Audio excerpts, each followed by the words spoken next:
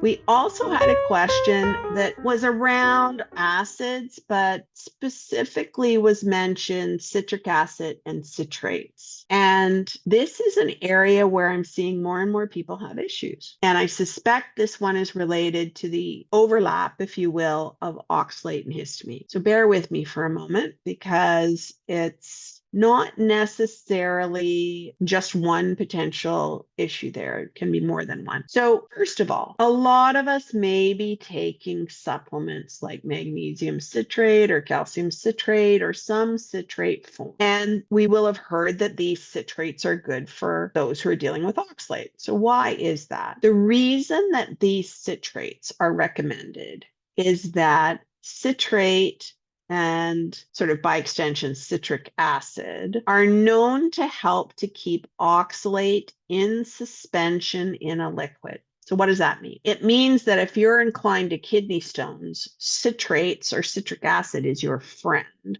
because what you're trying to do is keep that oxalate, which could be calcium oxalate, that's insoluble, likes to make stones, could be iron oxalate, another one that tends to precipitate out and make stones. So any of these more what they call insoluble oxalate forms, those are the bad guys for people who create kidney stones. And so citrate has become the oxalate kidney stone world's favorite tool. In fact, I know some people who have been clients of mine who have been on extremely high amounts of potassium citrate. And the reason for that has been to exert two kinds of pressure on oxalate. First one, the citrate, to try and keep it in suspension. But the other thing that's true is both magnesium and potassium, higher amounts of that in the bloodstream are associated with less kidney stones as well. So the research shows that a higher magnesium intake, regardless of form, higher potassium intake, regardless of form, helps to keep kidney stone risk lower. So potassium citrate is the kidney stone world's superhero because it's 2 for 1. You get potassium levels up, you also get citrate levels up. Now, why wouldn't everybody take potassium? Biggest issue with potassium is that too much of it can affect your heart. This is not happy or friendly. So people who are put on prescription level potassium, whether it's potassium citrate or another form, are always very closely monitored.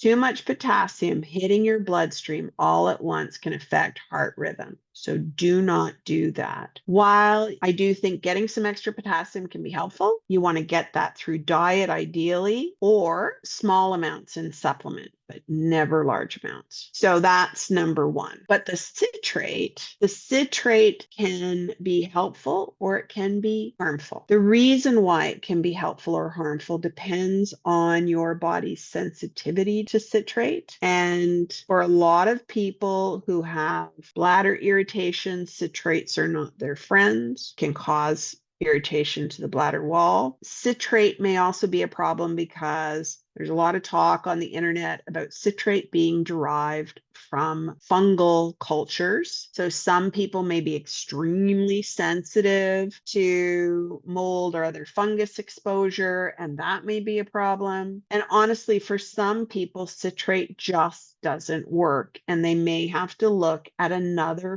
form for their minerals because citrate may be too irritating for some other reason. And there's so much citrate in so many products, it may be that over time we develop intolerance. So part of the question had to do with getting citric acid or citrates in other kinds of products that this person's using, not just taking supplements. And that can be a real issue because if we've developed this kind of sensitivity, then our body may just not be handling it well. Honestly, while citrates can be helpful for some people, and other people may tolerate them beautifully, it's one of these things that is just not one size fits all. So citrates can be helpful to some people who may be looking for a bit more energy because that citrate can support the citric acid cycle. That's also called the electron transport chain. That's where your mitochondria are building energy down at the cellular level. Some people will benefit from having some extra citrate, but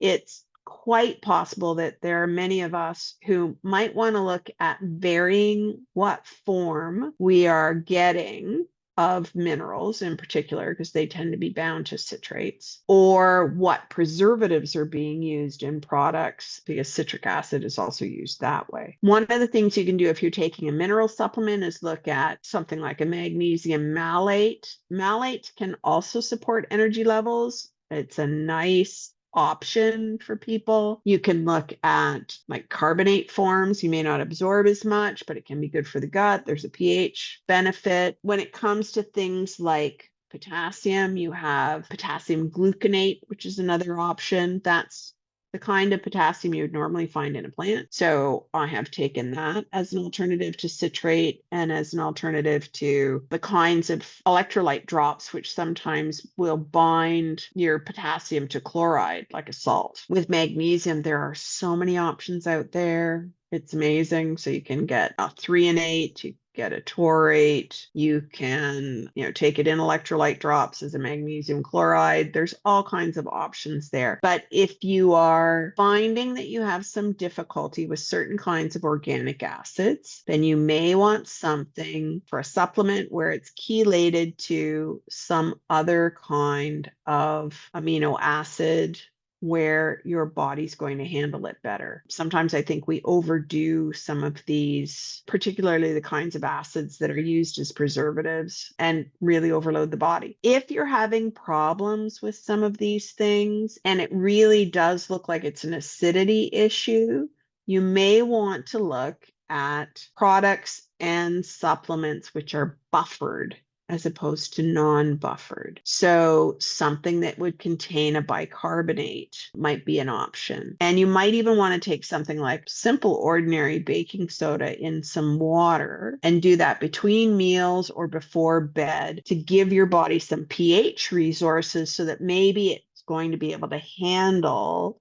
something like a citric acid or a malic acid or one of these other acids better. The challenge is the detective work to figure out whether you're reacting to the citrate because it's a histamine thing, you're reacting to the citrate because it's a mold thing, or you're reacting to the citrate because it's an acid thing. And unfortunately, that may look really obvious, but may not be under the hood. So you might have to do a little bit of, as they say, N=1 experimentation to figure out whether or not it's a straight ahead acid problem, it's a histamine problem, it's a sensitivity problem because I'm reacting to mold. All three of those are possible with citrates.